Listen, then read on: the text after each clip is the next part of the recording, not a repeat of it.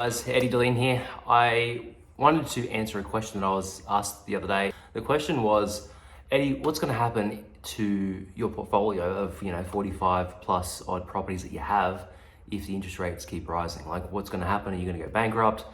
What are you going to do? And people asked a very similar question when I help them try to build their own portfolio of maybe 5 or 10 or 15 or 20 properties. And it's always about, interest rates rising and things like that. If interest rates were to keep rising, I guess that question itself is a very open-ended question. First, I would say, how much would the interest rates, how much in that question, would you say the interest rates are going to rise? And to me, when you study the real estate market, property investing, the whole economic platform, it's really, interest rates can only rise so far. When you read all the articles, basically they're raising interest rates to trying to curb off inflation and minimize inflation as it's happening, because it's been going so crazy the last few years. But basically, interest rates to me, they were never going to rise that much. I started investing when interest rates were like 7 or 8%, and in the recent years they dropped down as low as like 2%, 1.9%, things like that. So to me, I always envisioned that they would go back up to, rise from 2% or whatever they were, even less than that, to 3 to 4, 4.5%, that kind of mark. Now, even 5%, to me, that's still lower than when I first started investing. So I guess it comes down to what would happen to my 45 properties. Nothing would happen at all, really. Like, the main things that would happen is we would see rents drastically increase if interest rates were to go an extra 1 or 2% higher. So if interest rates were to go up even further, right now at the moment, the average kind of interest rate that I'm seeing is like 3.5%, 4% for an investor, lower if it's for an owner occupier. But if they were to go from, 3.5 to like 4.5, the average, or 5, they wouldn't go that high anyway. They wouldn't raise them that high because they want to avoid a housing collapse on the property market, essentially. Like, they cannot raise it too hard. There's a lot of metrics involved, and there's a lot of, a lot of things stopping it from being raised that high. So it ain't gonna happen for them to go that high. But if it was, throughout history, what we usually see, if you study it and you go back 5, 10, 15, 20, 30, 40 years when interest rates were to go up and down, etc. For one, they only go up and down in small increments. So we would never go from 2% to like 8% over a few years. It would only go from 2% to like 3, 4, 4.5, maybe 5. And that's it.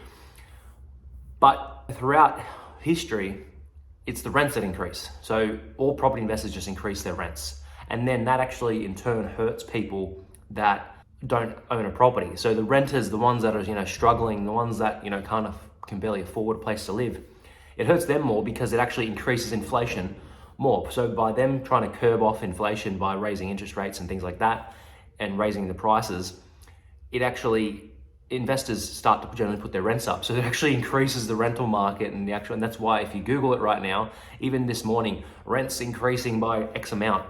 So when interest rates go up, rents go up. So what does that mean for me as an example? Having 45, I'm gonna hit 50 properties soon, but it basically means the rents are gonna increase. For one, I'm gonna have higher rents on my properties because it's just inflation that's happening with the rental aspect side of things.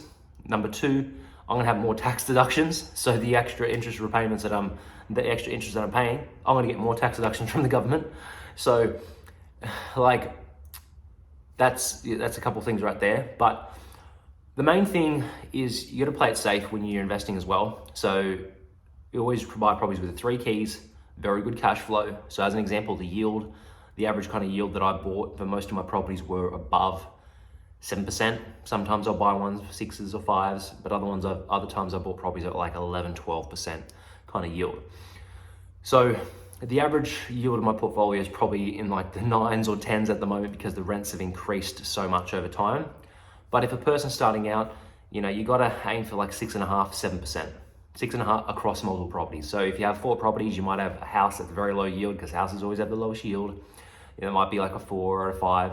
And you might have a townhouse that's like a 7, 8, or 9%. So your average portfolio gross yield would be, 7.5 across the board. So if interest rates are 3.5%, if they got to 5%, you've still got 2.5% of leeway in a percentage value.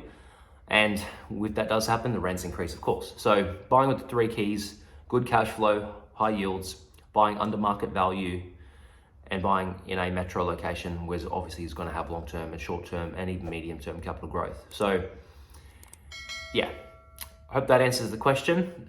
Thanks for watching. If you have any questions, comment below. Thanks guys, bye.